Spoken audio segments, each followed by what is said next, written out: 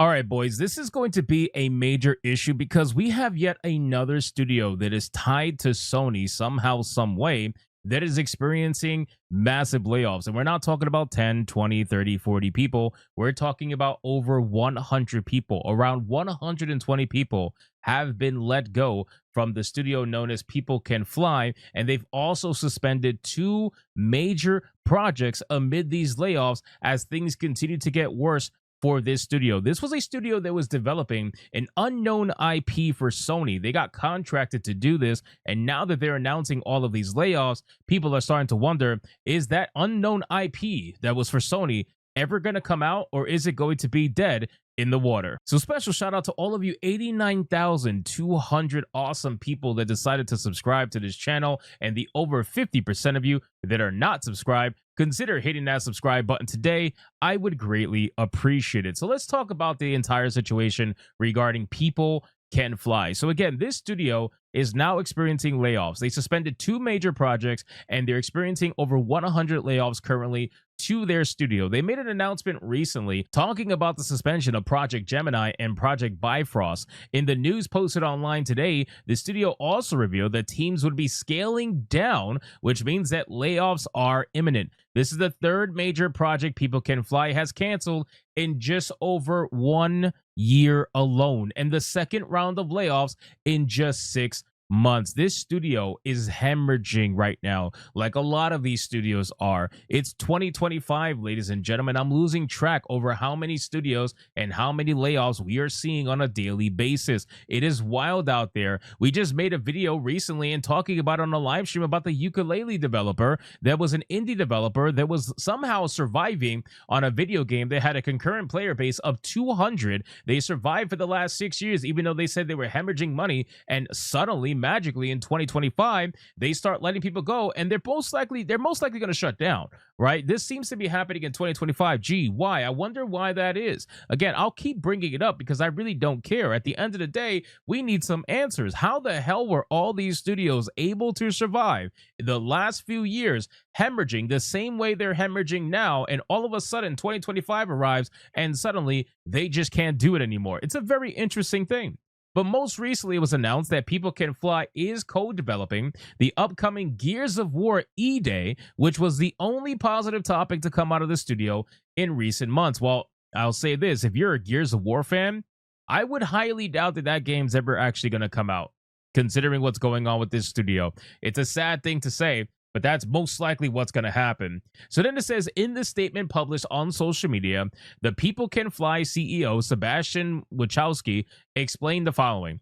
He said, "Today we made a very difficult decision to suspend the development of Project Gemini and Project Bifrost. The relevant current reports have been released to the market. The suspension of the Gemini project is a consequence of the fact that the publisher has not presented us with a draft of the subsequent content writer to the publishing agreement covering the terms and conditions of further milestones on Project Gemini, and the lack of communication from the publisher as to its willingness to continue or terminate the Gemini project. Project Bifrost was suspended due to the above and the analysis of the group's cash flow, which showed a lack of prospects for securing organizational resources and funds necessary to continue the production and release of this project." So again, it all comes down to lack of funding, which is all just suddenly magically happening now in the year of 2025. It's very interesting. Every single studio, for the most part, not all of them, but almost every single one, has, when they shut down, released a statement talking some way, somehow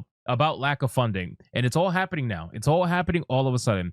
As a result, we have to significantly regroup as a studio and scale down our teams, which hurts the most. We wish to express our deepest regret and sadness over how these events have unfolded, and our sincere gratitude for everyone's contribution up to this point. So they were making this game, and they didn't have enough money to finish this game, which I find to be very interesting. So they started production on this game without having to add the actual funding in order to complete this game, probably because when they first announced this game or first decided to make this game, they thought they were going to be able to land the funding no problem, and now this year rolls around and suddenly you can't land the money no problem anymore, and things get really dicey from there. But in March, it was revealed that People Can Fly had entered a partnership, this is the important part, with Sony to begin work on a prototype title for a Sony IP. It was never revealed which IP that is, and it's assumed that People Can Fly is still working on it, given that nothing has been confirmed either way. That revelation came months after People Can Fly made layoffs, letting go of up to 120 employees from the company. So they have a contract with Sony, which I find to be extremely interesting. And they are deciding to work with this company. And clearly the company is struggling. So you have to wonder whether or not this game that supposedly is being prototyped for Sony is actually going to see the light of day. Chances are it's not going to. I gotta imagine it's most likely going to stay in the can and it's never going to come out. But in April 2024, People Can Fly announced the cancellation of Project Dagger, which was reportedly in development for several years. So we have another video game. What is going on, bro?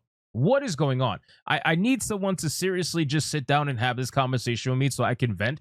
What the hell is going on in the gaming industry? How is it that all of these studios that are AAA studios, right? Or I'm assuming it must be AAA if they're working with Sony. Maybe they're not. Maybe it's a AA. Maybe it's an indie. But what is it with these developers that they are incapable of making a video game after a few years of development? It seems as if there is so much development hell that is going around right now in the gaming industry, and it's mainly affecting AAA developers.